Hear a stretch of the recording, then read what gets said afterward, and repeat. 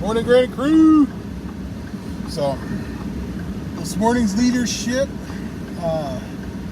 reading is all about how God is the best example of how to be a leader, and doing that through the verse that Maxwell used was in Isaiah 40, the whole chapter, pretty much. So, some of the qualities that leaders should have are things that I'm trying to teach, but also trying to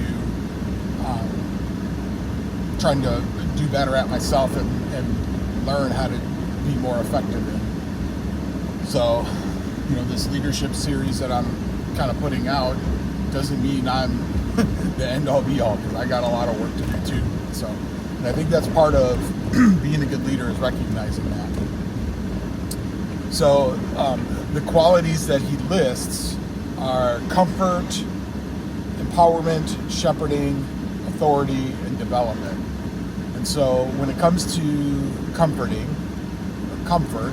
a good leader makes sure that his followers are in a good place. He comforts them, he encourages them,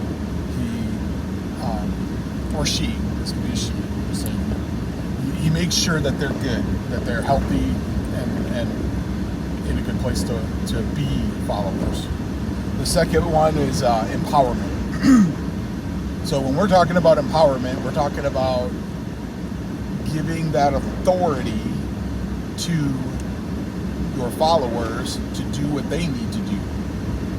So a lot of times you'll get tasked with something from a leader, and then the leader doesn't actually give you the authority to complete the task, and it's setting you up for failure. So a good leader not only assigns those tasks or gives that direction, but also gives them the authority to complete the task and to work through whatever task has been given.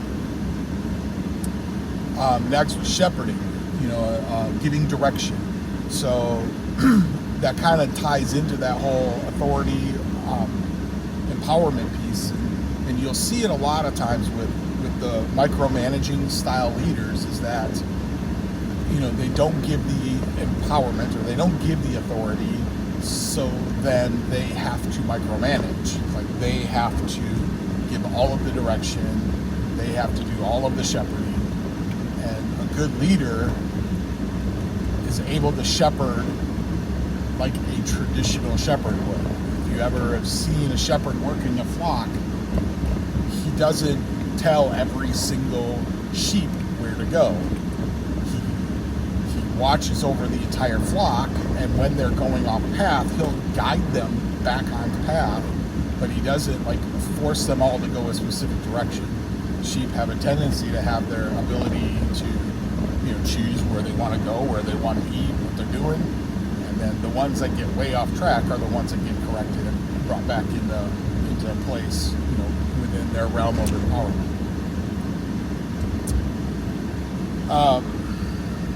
And then, authority, I just want to say too, with the authority piece, that it's not just the empowerment of giving somebody the ability to make decisions and all of that, but actually supporting it. So, if you look in the Bible, a lot of times, let me just point out one. When Jesus sent out the disciples, he gave them the authority to cast out demons and do those miraculous works. So not only the empowerment piece was, giving them the task, I'm releasing you from having to have me there, so go and do. And then the second part of that, the authority, was actually giving them the ability to make those decisions and cast out demons and all of that. And then finally, a good leader develops. That's what this series is all about. To me, that's what my job is as a leader, is to develop other leaders. The whole point of discipleship is to develop each other, to develop leaders out of all of you. I was just talking with Overfill last night during our weekly meetup about the full patches in our crew, and the fact that I truly believe that every single full patch that we have is a leader. I truly believe that any one of our full patches could go to another state that doesn't have, disciple or whatever, and jump right into an officer role or even a president role and lead a crew. Now, does that mean that they're the best in that position or it's an ideal position for them? No, that's not what I'm saying. What I'm saying is that the capabilities, the leadership capabilities are there. There's clay to work with on every single one of our men. And so I feel strongly in that, and I feel like even myself, I still got room to grow. I've still got development to do. And every single one of the men that we have in our crew, that's what I want to teach them, is how to do this whole development and role modeling and encouragement and all of that. So I hope that all made sense to y'all. Have a wonderful day. It is Thursday, which means 24, a little bit more. Let's go 36 to 38 hours from now. I will be hugging some of y'all's necks. I am excited. Love ya.